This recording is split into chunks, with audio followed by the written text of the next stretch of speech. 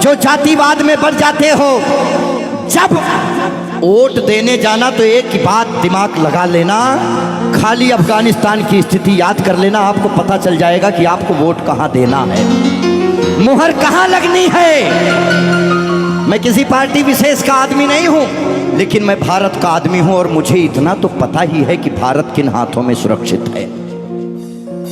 इसीलिए ध्यान से, ये जो जातिवाद में हम लोग बट रहे हैं उस पे है कि मन की हल्दी घाटी में राणा के भाले डोले थे, यूं लगता है वीर शिवाजी चीख चीख कर बोले थे। पुरखों का बलिदान घास की रोटी तक शर्मिंदा है, कट गई जंग में राणा की बोटी बोटी शर्मिंदा है। खुद अपनी पहचान मिटा दी कायर भूखे पेटों ने, जो टोपी जालीदार पहन ली हिंदू माँ के बेटों ने। और सर पर लानत, तालियां नहीं, सुनिए पूरी बात, कि मन की हल्दी घाटी में राणा के भाले डोले थे, यूं लगता है वीर शिवाजी चीख चीख कर बोले थे। पुरखों का बलिदान घास की रोटी भी शर्मिंदा है, कट गई जंग में राणा की बोटी बोटी शर्मिंदा है। खुद अपनी पहचान मिटा दी कायर भूखे पेटों ने, जो टोपी जालीदार पहन ली हिंदू माँ के बेटों ने। सर पर लानत वाली छत से फिर खुला ठिकाना अच्छा था, टोपी गोल पहनने से तो मर जाना ही अच्छा था।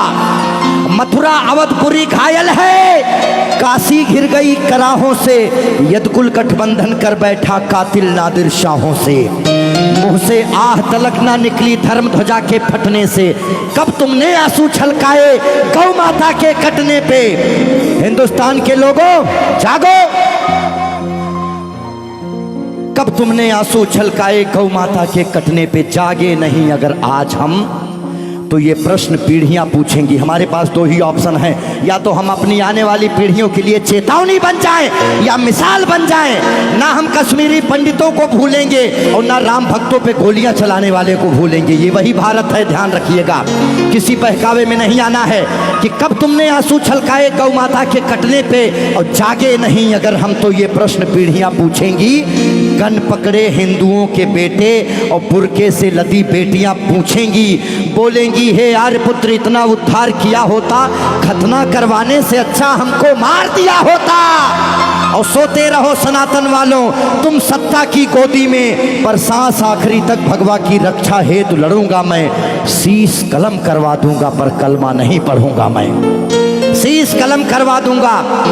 आने याद रखना, हमारे भारत में 29 राज्य हैं, जिसमें से खाली 22 राज्यों में हम लोग बहुसंख्यक हैं, बाकी अल्पसंख्यक। इसीलिए मैं भजन भी गाता हूं, मैं जागरण भी करता हूं, क्योंकि मैं भारत, मेरा चैनल कभी भी बदल सकता है। अभी देशभक्ति चल रहा है, कभी कभी कपिल शर्मा लग जाएंगे, फिर कभी आस्था लग जाएगा। लेकिन एक बात का ध्यान रखना, हमेशा हम आज़ाद कैसे हुए ये बहुत मायने नहीं रखता है, लेकिन हम गुलाम कैसे हुए ये बहुत ज़्यादा मायने रखता है। आप जानने का प्रयास करना कि ऐसा क्या हुआ होगा भारत में जो पूरा अखंड भारत गुलामी की तरफ बढ़ गया। इस देश में जिनको चोर कहना था, जो मुगल भारत को लूटने आए, चाहे वो गजनी रहा हो, चाहे वो औरंगजेब, महान अकबर जिसको जिल्ले इलाही कहा गया, जिल्ले इलाही खुदा की परछाई को कहते हैं। और जो भारत के लोग अकबर को महान बताते हैं, जिल्ले इलाही शहंशाह अकबर, जिल्ले इलाही खुदा की परछाई को कहता है। ये कौन सा जिल्ले इलाही है जो दिल्ली में महिलाओं की मंडियां लगाता है, महिलाओं की खरीदी फरोश करता है? इतनी काली परछाई कौन से जिल्ले इलाही की हो सकती है? इसीलिए आप अपने हीरोज, अपने बच्चों को बताओ कि ये देश भगत सिंह की वजह से, ये देश जियो तिवारी जनेऊधारी, चंद्रशेखर आजाद, ये देश मंगल पांडे, बुंदेले हर बोलों के मुंह हमने सुनी कहानी थी और खूब लड़ी मर्दानी वो तो।